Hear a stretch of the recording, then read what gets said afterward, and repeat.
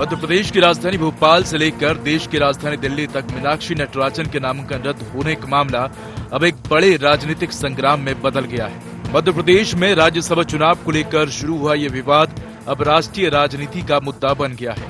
दिल्ली में चुनाव आयोग से जवाब न मिलने से आक्रोशित कांग्रेस विधायकों और नेताओं ने विरोध दर्ज कराते हुए राष्ट्रपति भवन तक मार्च निकालने की कोशिश की, जहां पुलिस ने उन्हें रोक लिया और कई नेताओं को हिरासत में ले लिया। इस बीच सुप्रीम कोर्ट ने कांग्रेस नेता मीनाक्षी नटराजन की याचिका खारिज कर दी है, जिसमें उन्होंने अपने नामांकन रद्द किए जाने को चुनौती दी थी।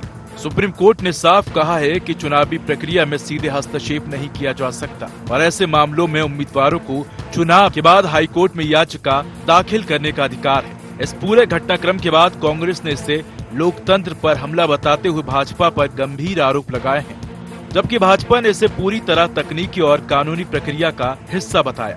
वहीं कांग्रेस ने दावा किया है कि मीनाक्षी नटराजन का राज्यसभा का नामांकन रद्द होना गैर कानूनी और लोकतंत्र के खिलाफ है। मीनाक्षी नटराजन के नामांकन रद्द पर सियासी विवाद। कांग्रेस विधायकों का राष्ट्रपति भवन मार्च रोका गया।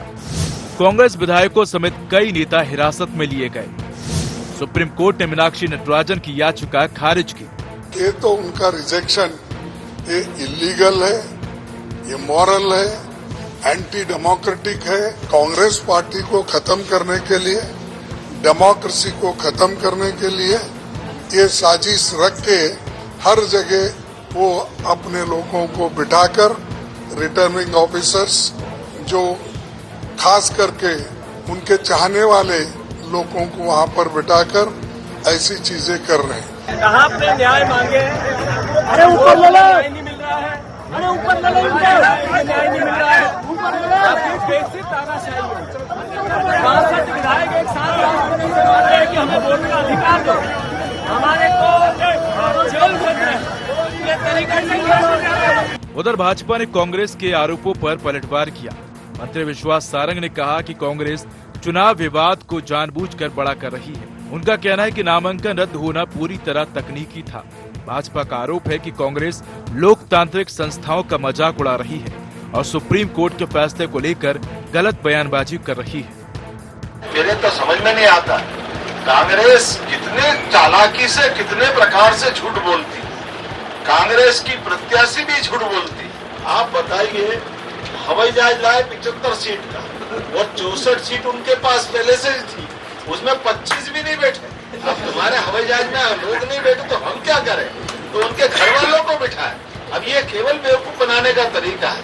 वो इधर हवाई जहाज, वो इधर जान करते फार्म गलत भर दिया, इसलिए वो उड़ने का भी क्लियरेंस नहीं दिलवा रहे, क्योंकि उनको मालूम है कि उड़ाने से फायदा नहीं है, केवल दिखाना है। केवल कांग्रेस के लोगों को एक सीट, 4 दावेदार तो यहाँ, वो 5वां दिल्ली से लिया है। अब कहां से कोई जीतेगा? लेकिन कोई बात, परमात्मा सब देखता है। चुनाव आयोग ने जो निर्णय किया उस पर सुप्रीम कोर्ट ने भी मोहर लगाई और कांग्रेस ने जानकारी छुपाने का कृत्य किया, उस पे उसके खिलाफ आज सुप्रीम कोर्ट ने भी उनके जो केस था उसको निरस्त कर दिया और हमारे तीनों प्रत्याशी विजयी हुई, सत्य की जीत हुई। बहरहाल भोपाल से दिल्ली तक उठा ये विवाद अब अदालत के फैसले के बाद भी शांत होता नहीं दिख रहा है। कांग्रेस और बीजेपी अपने अपने तर्कों पर कायम है, जिससे मामला कानूनी कम और राजनीतिक ज्यादा बन गया है। Bureau report, IND 24।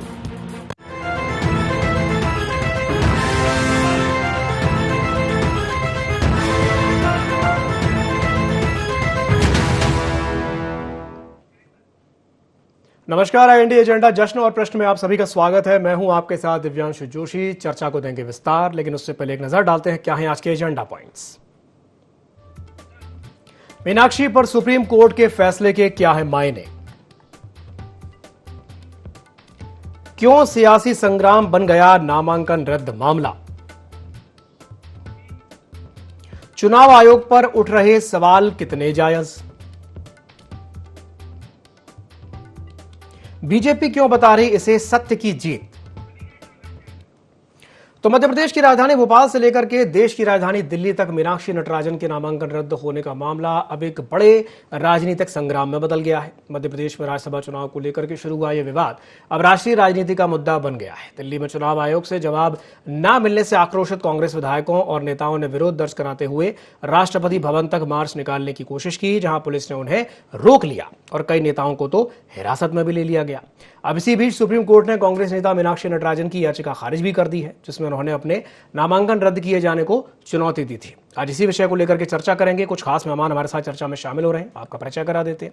हमारे साथ चर्चा में जुड़ रहे हैं अमित तावरे जी, प्रवक्ता हैं मध्य प्रदेश कांग्रेस से। अमित जी, स्वागत है आपका ID24 में। हमारे साथ जुड़ रहे हैं घनश्याम पिरोनिया जी, पूर्व विधायक है मध्य प्रदेश भारतीय जनता पार्टी के। घनश्याम जी, बहुत बहुत स्वागत है आपका ID24 में। और हमारे साथ जुड़ रहे हैं कन्हैया लोधी जी, जो कि वरिष्ठ पत्रकार हैं। कन्हैया जी, आपका भी स्वागत है ID24 में। शुरुआत में चलिए कन्हैया जी आपसे ही कर लेता हूं। कन्हैया जी, जश्न और प्रश्न, चलिए एक तरफ तो जश्न का माहौल है, लेकिन कई ऐसे प्रश्न हैं जो अभी भी अनुत्तरित हैं, अभी भी उनका उत्तर मिल नहीं पाया है, जैसे चुनाव आयोग की खामोशी या सुप्रीम कोर्ट का जो ये कहा जाना कि नहीं भाई ये जो पूरा मामला है ये सुनवाई योग्य नहीं है, और बहुत सारे प्रश्न हैं जो कुल मिला रहे हैं। क्या कहेंगे? आपने जश्न वाली बात की तो मैं बहुत लंबे समय बाद देख रहा हूँ कि बीजेपी के जो है वो तीन जो है वो राज्यसभा के मेंबर के रूप में इलेक्ट हो गए हैं। उसके बावजूद भी जो है बीजेपी उतने उत्साह के साथ में है, अभी तक जश्न नहीं मना पाई है। प्रश्न जरूर है ना, लेकिन जश्न मनाने वाली जो बात है आप जो कह रहे हो उतना मतलब अभी हमने देखा है कि बहुत सारे छोटे छोटे कार्यक्रमों जब होते हैं जिसमें कि कोई किसी नगरीय निकाय में यदि कोई पार्षद वगैरह जीत जाए, उसमें यदि बहुमत वगैरह मिल जाए बीजेपी को ना, तब भी बीजेपी कार्यालय में जश्न बनता है, आतिशबाजी होती है। पहली बार ऐसा हुआ है कि तीनों की तीनों सीटें बीजेपी ने जीत ली है, उसके बावजूद अभी तक जश्न नहीं बना है। दूसरी बात, मैं बहुत लंबे समय बाद ये देख रहा हूँ कि मध्य प्रदेश का कोई ऐसा राजनीतिक घटनाक्रम है जो राष्ट्रीय फलक पर छाया हुआ है। इस समय अभी राष्ट्रीय राजनीति का चर्चा का मतलब जो है वो केंद्र में बना हुआ है। तो ये हालांकि इस मामले में बीजेपी थोड़ा सा बैकफुट पे है, हालांकि उसको मतलब अभी डिफेंसिव मोड में है पूरी तरह से, और कांग्रेस जो है इस मामले में ऑफेंसिव मोड में है। लेकिन जिस तरह का घटनाक्रम चल रहा है तो उसमें ये जो कांग्रेस की जो ऑफेंसिव वाला जो मोड है, अब वो धीरे धीरे मुझे लगता है कि वो धीरे धीरे उनका जो जोश है वो ठंडा पड़ते जाएगा। शुरू में 1 दिन 2 दिन 3 दिन मतलब वो जो चला, अब धीरे धीरे उनका उत्साह भी जो है वो कमतर होता जाएगा। अब जो है वो नए नए खुलासे होते जाएंगे कि इस मामले में जो घर का भेदी कौन है जिसने कि इनकी पूरी कांग्रेस की पूरी जो लंका है वो ढा दी है। एक्चुअल में ये कोई घर का भेदी है जिसने इस तरह की परिस्थितियां निर्मित की सडन जो अच्छा खासा, क्योंकि बीजेपी की रणनीति कभी ऐसी नहीं थी कि वो तीनों की तीनों सीटें जीतेंगे। जब मीनाक्षी नटराजन को जब डिक्लेयर कर दिया, उसके बाद में फिर भाजपा को यार गंध आने लगी कि नहीं यार तीसरी सीट पे भी हम जो है वो जीत सकते हैं, हमारे लिए संभावनाएं बन सकती है। और ये चीजें भाजपा के रणनीतिकारों को घर बैठे तो पता नहीं चला होगा, वो जाहिर सी बात है उनके संबंध अपने कांग्रेस के लोगों से भी है, बड़े बड़े टॉप लीडरशिप के साथ में भी है। तो उनके साथ में जो है उनको इस तरह की जो है वो जानकारी मिली, तब जाकर के उन्होंने जो है अपने तीसरे उम्मीदवार को जो है वो चुनाव मैदान में उतारा, और उसका चुनाव परिणाम उसका जो है वो नज़ारा हमने देखा ही देखा। पहले तो उसके चक्कर में पहले तो ये बाड़ेबंदी करने की नौबत आ रही थी। बाड़ेबंदी वो इससे पहले कि वो बाड़ेबंदी करते पता चले कि साहब उनका नामांकन ही निरस्त हो गया। तो भैया ये कांग्रेस में इतने बड़े हमारे भारत के जितने भी जो टॉप ऑफ द टॉप जो मतलब वकील है वो सारे के सारे अमूमन हमने देखा है कि वो कांग्रेस के लिए जो है वो पैरोकारी करते हैं। सुप्रीम कोर्ट में हो चाहे वो किसी भी जो है वो मतलब लेजिस्लेटिव बॉडी में पक्ष रखने वाली बात होती है, तो हमेशा जो है वो वहाँ ये बड़े बड़े जितने भी हैं वकील हैं सब उनके फेवर में रहते हैं। उसके बावजूद क्या मतलब क्या राज्यसभा जैसा मतलब सेंसिटिव मामला जो इतना प्रिविलेज वाला सब्जेक्ट होता है, तो क्या जो मध्य प्रदेश में जो टॉप लीडरशिप है कांग्रेस की, क्या उन्होंने अपनी जो है वो क्या उन्होंने कंसल्ट नहीं, यहाँ पे विवेक तनखा जी मतलब मध्य प्रदेश के लीजेंडरी जो ऑलरेडी राज्यसभा में क्या उनको ये नहीं पता था, या क्या उन्होंने उनके साथ में कंसल्ट नहीं किया इन लोगों ने, ताकि ये पता चल सके कि साहब वो हमसे कोई खामी तो नहीं होगी। एक बार नहीं आदमी जब नामांकन दाखिल करता है, जो शपथ पत्र एफिडेविट देता है, एक नहीं 4 बार उसको देखते हैं। अब वो कई लोगों के हाथों से गुजरता है कि आप भी देख लीजिए, आप भी देख लीजिए। उनके जो विधि विशेषज्ञ होते हैं, जो वकील होते हैं, पैनल होते हैं, एक व्यक्ति डिसीजन नहीं लेता। वो जो नामांकन जो है वो उसमें पैनल होता है, 3-4 मतलब कम से कम वकील होते हैं जो उसको तैयार करवाते हैं, क्योंकि उम्मीदवार के बस की बात नहीं होती है ये, है ना। तो क्या ये इसके बावजूद भी वो गलती हुई, वो जानकारी छुपाई गई, उसका खामियाजा जो है वो कांग्रेस को। तावरे जी से प्रतिक्रिया ले लेते हैं आपकी की बात पर। तावरे जी क्या कहेंगे कन्हैया जी की बात पर? घर का भेदी कौन, और वो तो ये भी कह रहे हैं कि भाई धीरे धीरे जैसे जैसे समय बीतेगा जोश जो है वो ठंडा पड़ता जाएगा। क्या जोश ठंडा पड़ेगा? देखिए, कन्हैया जी हमारे बड़े भाई हैं, वरिष्ठ पत्रकार हैं और बहुत अच्छे तरीके से अपनी बातों को रखते हैं।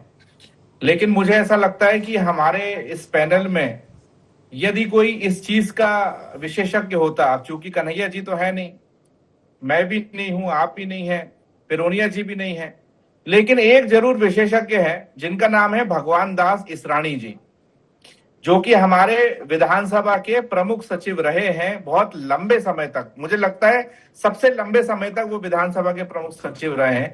उन्होंने कई ऐसे चुनाव कराए हैं। उनका स्पष्ट तौर पर यह कहना था कि जो रिटर्निंग ऑफिसर ने नामांकन को खारिज किया है ये पूरी तरह से अवैध है।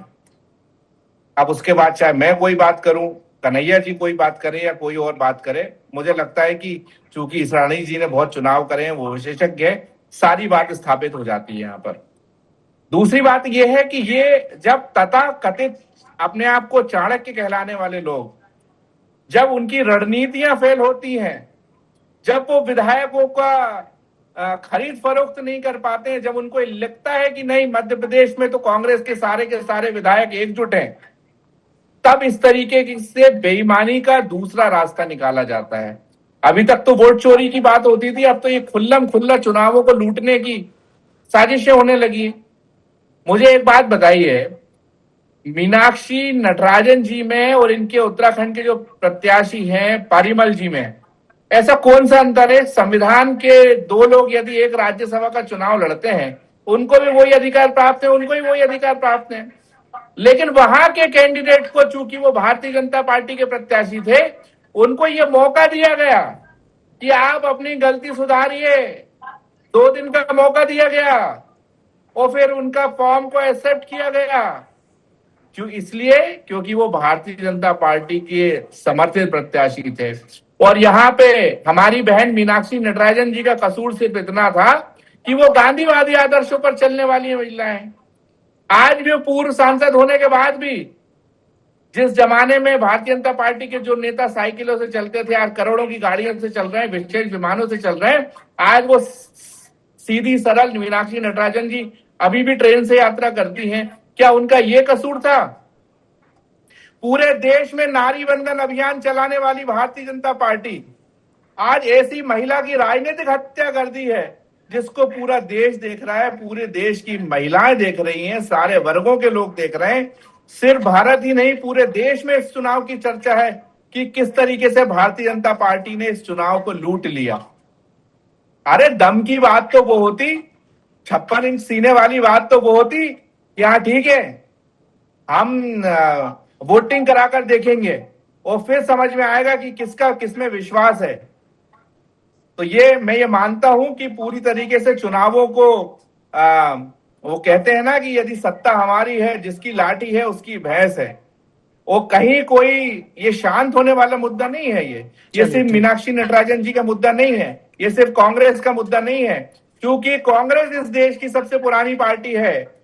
इस देश की आजादी की लड़ाई में यदि किसी पार्टी ने इस देश की जनता के साथ योगदान दिया है, वो कांग्रेस ने दिया है। चलिए, भारतीय जनता पार्टी तो थी भी नहीं, आरएसएस के लोग तो अंग्रेजों के साथ मिले हुए थे। चलिए, प्रतिक्रिया ले लेते हैं। लोकतांत्रिक मूल्य यदि खतरे में होंगे तो कांग्रेस का हर एक कार्यकर्ता नेता उन संवैधानिक मूल्यों की रक्षा करेगा। चलिए ठीक है, घनश्याम जी से प्रतिक्रिया लेते हैं। जी घनश्याम जी, क्या कहेंगे तावरे जी की बात पर?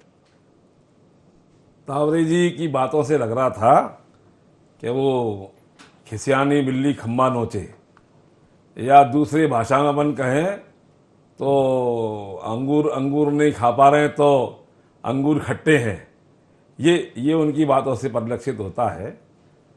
तावरे जी भी बड़े विद्वान कांग्रेस के प्रवक्ता हैं, लेकिन उनकी बातों से लग रहा है, हताशा भरी हुई बातों से, कि ना तो उनको लोकतांत्रिक पद्धति, लोकतांत्रिक परंपराओं, संवैधानिक संस्थाओं के बारे में जिस प्रकार से व्यवहार, जिस प्रकार से वातावरण, जिस प्रकार का सोच होना चाहिए, वो कहीं ना कहीं उस पर आक्षेप लगाने का काम कर रहे हैं। उन्होंने विधानसभा के पूर्व सचिव महोदय का नाम लेते हुए कहा, लेकिन दूसरी तरफ अगर माननीय उच्चतम न्यायालय का फैसला आया है तो उसको कहीं ना कहीं वो नकारने का काम कर रहे हैं। उनकी बातों से प्रतीत होता है। तो इससे सिद्ध होता है कि कांग्रेस हमेशा इस प्रकार के संवैधानिक संस्थाओं का स्वयं के हित में जब वो सरकारों में रहती है तो दुरुपयोग करती है, और इसीलिए उनको लगता है कि कांग्रेस भारतीय जनता पार्टी भी इस प्रकार का आचरण कर रही है। मैं निवेदन करता हूं, अभी आपने कहा तावरे जी कि भारतीय जनता पार्टी नहीं थी, आरएसएस नहीं था, और देश को आज़ाद कराने में कांग्रेस ने बहुत बड़ी भूमिका अदा की। तावरे जी मैं आऊंगा, आपके पास आऊंगा। मैं निवेदन कर रहा हूं तावरे जी, उस समय प्लेटफॉर्म था अंग्रेजों को बाहर भगाने के लिए कांग्रेस, और कांग्रेस में ही, सुनिए तावरे जी, कांग्रेस में ही जोड़कर निवेदन है, तावरे सुनो तो, कांग्रेस में ही उस समय राष्ट्रीय स्वयंसेवक संघ के संस्थापक डॉक्टर केशव बलराम हेडगेवार ये भी कांग्रेस के सदस्य थे तावरे जी, और उन्होंने देश के लिए, देश की आजादी के लिए काम किया। आपको अपने इतिहास को सिद्ध करने की आवश्यकता है। ठीक है तावरे जी, मैं आपके पास आऊंगा। और जनता सब जानती है, जनता सब समझती है, केवल आपने ही देश को आजाद नहीं कराया है, देश को आजाद कराने में असंख्य लोगों ने अपना बलिदान दिया है, और उस समय हमारे लोग भी उसमें शामिल थे। आपको वास्तव में अपने इतिहास को दुरुस्त करने की आवश्यकता है। मैं निवेदन करता हूं, मैंने डॉक्टर केशव बलराम हेडगेवार जी का नाम इसलिए लिया कि वो भी उस समय कांग्रेस के सचिव के पद पर थे। तावरे जी, आप अपना इतिहास दुरुस्त करें, और इसलिए संघ जैसी राष्ट्रवादी विचारधारा वाली जो संस्था है, जो व्यक्ति का निर्माण करती है, राष्ट्र के निर्माण में योगदान देने वाले ऐसे प्रतिबद्ध लोगों को खड़ा करती है, चलिए ठीक है, के पास में नहीं है। ठीक है। कांग्रेस के लोगों ने खुद अपने प्रत्याशी को हराने का काम किया। अरे भाई, शगुफा छोड़ा कहां से? आपके लोगों ने ही लिखना शुरू किया। ठीक है घनश्याम जी, माहौल बनाना शुरू किया, भारतीय जनता पार्टी पर ठीका फोड़ने का काम कर रहे हैं। चलिए ठीक है। अपने घर को संभालो, अपने घर को संभालो, अपने घर को रखो। चलिए ठीक है घनश्याम जी। दर्शक जानना चाहते हैं, अपनी पार्टी को संभाल नहीं पा रहे हो, अपने नेताओं को रोक नहीं पा रहे हो, भारतीय जनता पार्टी पर ठीकरा फोड़ने का। चलिए ठीक है। और इसलिए मैं निवेदन करता हूं, अपनी बात पूरी करता हूं मैं, कि कांग्रेस का काम केवल आरोप लगाने का है, चाहे वो वोट चोरी की बात करते हो, अन्य प्रकार से जनता इन सब चीजों को भली भांति से जानती है। आपने किस प्रकार से अपने प्रत्याशी का नामांकन रद्द कराने के लिए आपने जिस प्रकार से उनको असहयोग किया, अभी हमारे आदरणीय वरिष्ठ पत्रकार कह रहे थे, सही कह रहे थे, कितनी बड़ी पार्टी आपकी, इतने विद्वान लोग आपके यहाँ, आपके यहाँ राज्यसभा का पर्चा निरस्त हो गया, आपके यहाँ आप पर्चा नहीं भर पा रहे ठीक से।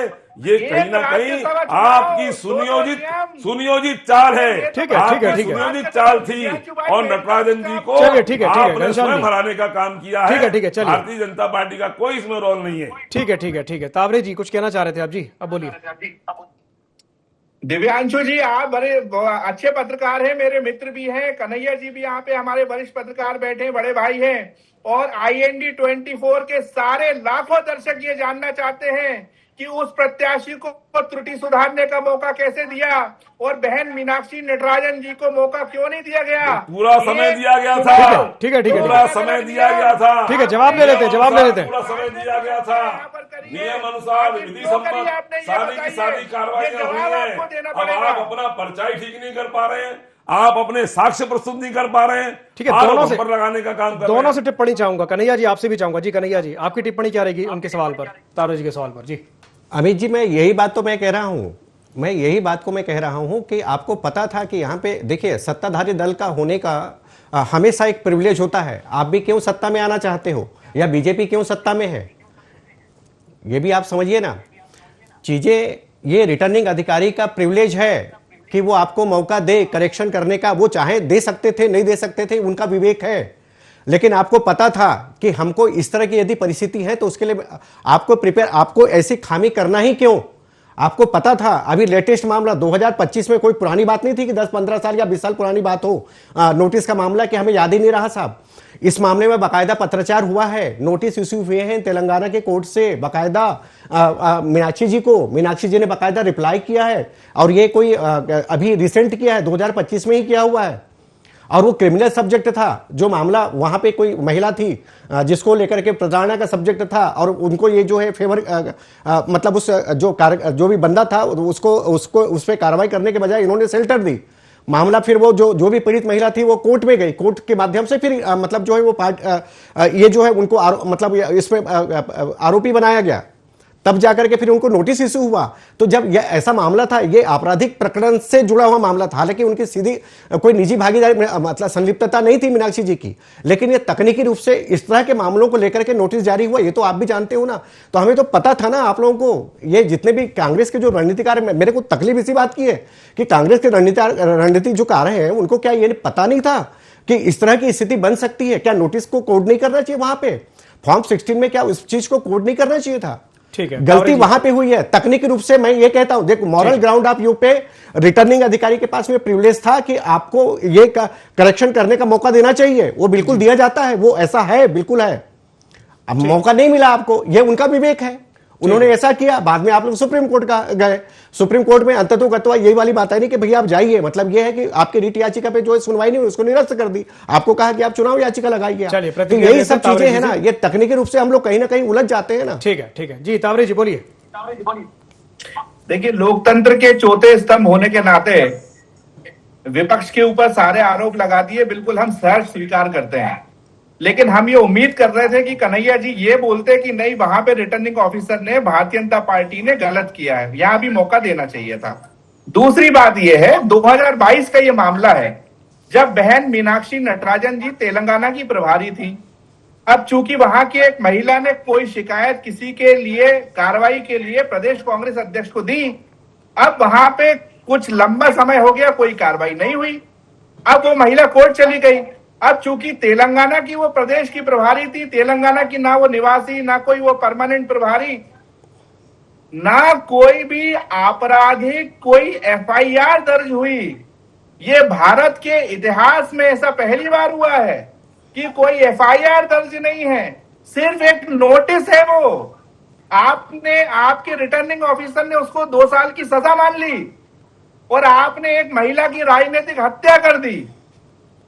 और उस पर आज जो है सवाल उठाने की बजाय, देखिए ये चीजें नजीर बनती हैं। कुछ चीजें ऐसी होती हैं, जब हमारा भी शासन रहा लंबे समय तक इस देश में, अटल आडवाणी जी को किस तरीके से हमने विपक्ष के नेता के रूप में रखा, ये आप सबको याद होगा। जब वो लोग चुनाव हार जाते थे या उनको किस तरीके से एक विपक्ष को जिंदा रखा जाता था, ये हमारे नेताओं ने किया। लेकिन वो लोग जो ये कहते हैं विपक्ष मुक्त भारत, जो लोग कहते हैं कांग्रेस मुक्त भारत, तो आज हम उनके बारे में यदि उनके निर्णयों की हम प्रशंसा करें, मुझे लगता है ये बात बिल्कुल भी भारत के लोकतंत्र के लिए ठीक नहीं है। और सिर्फ भारत ही नहीं, पूरे विश्व में इस चुनाव की चर्चा की जा रही है कि किस तरीके से एक सादगीपूर्ण गांधीवादी विचारधारा को मानने वाली महिला की राजनीतिक हत्या इस देश में सत्ता के द्वारा की गई। ठीक है, घनश्याम जी से प्रतिक्रिया चाहूंगा जी। घनश्याम जी, मैं पुनः बात दोहराता हूं। आदरणीय तावरे जी ने कहा कि कैसे आडवाणी जी, अटल जी ये विपक्ष में थे। देखिए तावरे जी, आज के विपक्ष में और उस समय के विपक्ष में कितना अंतर है। तब विपक्ष का जो ध्येय था, धर्म था, उसका पालन हमारे नेता करते रहे। हम लंबे समय तक विपक्ष में रहे, हमारी सरकारें नहीं थी, लेकिन सहयोग कैसे करना है, कैसे शासन का पक्ष रखना है, और विदेशों में जाकर के भी, भले ही हमारी पार्टी की सरकार नहीं है लेकिन भारत की सरकार है, भारत का प्रतिनिधित्व मैं करने आया हूं जिनेवा में, ऐसे पूजनीय अटल बिहारी वाजपेयी ने वहां भारत का पक्ष रखा। और आज विपक्ष क्या कर रहा है, आज विपक्ष के नेता क्या कर रहे हैं, ये जनता सब जानती है। लोकतांत्रिक परंपराओं की हत्या करने का काम ये आपके माध्यम से होता है। आपने 3-3 चुनी हुई सरकारों को पटकने का काम किया। आपने देश में आपातकाल लगाकर लोगों का गला घोटने का काम किया, और आप हमको दुहाई दे रहे हो, आप हमको शिक्षा दे रहे हो लोकतंत्र की, आप हमको समझा रहे हो। बंधुओं, मैं निवेदन करता हूं कि देखिए जनता सब जानती है तावरे जी, और इसलिए जनता जानती है, हमको आशीर्वाद देती है, पुनरपि आशीर्वाद देती है, इसलिए हमारी सरकारें बन रही है। कहीं ना कहीं हम उनकी अपेक्षाओं में खरे उतर रहे हैं। और दूसरा रही हमारी सरकार, तावरे जी, हमारी सरकार जिस प्रकार से महिलाओं के सम्मान में आगे आई है, वो बिल को भी आपने कहीं ना कहीं और उसको नकारने का काम किया है। महिला सम्मान ये भारतीय जनता पार्टी चलिए कन्हैया जी से टिप्पणी ले लेते हैं। हमारी सरकार के रग-रग में है। आपने हमेशा मातृशक्ति का अपमान करने का काम किया है, हम तो सम्मान करने का काम करते हैं। और इतनी सारी योजनाएं चाहे लाडली बहना की हो, लाडली बहना की हो, लाडली लक्ष्मी हो, उज्ज्वला हो, अन्य प्रकार से 3 तलाक जैसे मामले हो, कहीं ना कहीं नारी बंधन। चलिए समय की कमी हमारे पास, समय की कमी है। तावरे जी भी कुछ कहना चाहें, जल्दी से अपनी बात पूरी कर दीजिए। तावरे जी क्या कहना चाह रहे हैं? रोनिया जी ने सारी बातों के जवाब दे दिए, नेहरू जी, इंदिरा जी, सब जी, लेकिन जो मैंने प्रश्न पूछा था उसका जवाब नहीं दिया। नहीं, आपने जवाब दिया ना। आपने कहा हमने कहा आज का विपक्ष क्या कर रहा है, आज का विपक्ष क्या कर रहा है, आज के विपक्ष को वास्तव में विपक्ष की चलिए ठीक है, आप निभा रहे हैं कि नहीं निभा रहे हैं? ठीक है, एक अंतिम टिप्पणी हो जाए कन्हैया जी से। ठीक है, ये अपने को विचार करने की चलिए ठीक आवश्यकता है। समय की कमी हमारे पास, समय की कमी है। विपक्ष की भूमिका भी अदा करते थे, ठीक है, लेकिन देश ठीक है, देश का नाम रखते थे, बिल्कुल देश का सम्मान बनाने का काम करते थे। ठीक है, आपके नेता क्या कर रहे हैं? चलिए कन्हैया जी जनता जानती है। ठीक है, कन्हैया जी से टिप्पणी हो जाए। जी इसलिए इन्होंने चुनाव आयोग को चुनने का नियम ही बदल दिया। चलिए सर, छोटी सी कैबिनेट मंत्री और एक नेता विपक्ष। अमित जी मैं इतना कहूंगा कि आज की तारीख में जिस तरह की परिस्थितियां हैं उसमें राजनीति में नैतिकता की उम्मीद करना बहुत बड़ी बेईमानी है। बिल्कुल, आप ये नैतिकता की उम्मीद नहीं कर सकते। यदि नैतिकता की उम्मीद करते तो 1996 में अटल जी की सरकार जो एक वोट से नहीं जाती। वहाँ पे बहुत सारे नैतिक लोग, बहुत बढ़िया व्यक्ति थे, बहुत बढ़िया तरीके से सरकार चला रहे थे, तो उनकी भी सरकार गिर गई थी। तो राजनीति में जब जिसको मौका मिलता है, जब जिसको अवसर मिलता है, वो एक दूसरे के पीठ पे बिल्कुल वो उस मौके को भुनाने के लिए बहुत निर्ममता के साथ में आगे बढ़ता है। बिल्कुल ये इसका चरित्र है राजनीति का। नैतिकता की उम्मीद अमित जी मत कीजिए। अब मामला बहुत आगे बढ़ चुका है। जी बिल्कुल, 50 और 60 के दशक में हम लोग आदर्शवादी राजनीति की दुनिया से बहुत आगे बढ़ चुके हैं। अब जी अब परस्पर मतलब आपने यदि एक गाल पे यदि किसी ने मार दिया ना, तो यहाँ पे 4 मारने के लिए तैयार बैठे हुए हैं। इसके लिए मानसिक रूप से आप भी तैयार हो। जिस तरह का परिवेश है उसमें सब चलिए ठीक, बोल देने से नहीं हो जाएगा। चलिए बहुत बहुत धन्यवाद आप तीनों मेहमानों का हमारे साथ जुड़ने के लिए और चर्चा में शामिल होने के लिए। तो समय की बाध्यता के चलते मैं चर्चा को यहीं समाप्त करना चाहूंगा। खबरों का सिलसिला लगातार जारी है। आप बने रहिए ID24 के साथ। नमस्कार।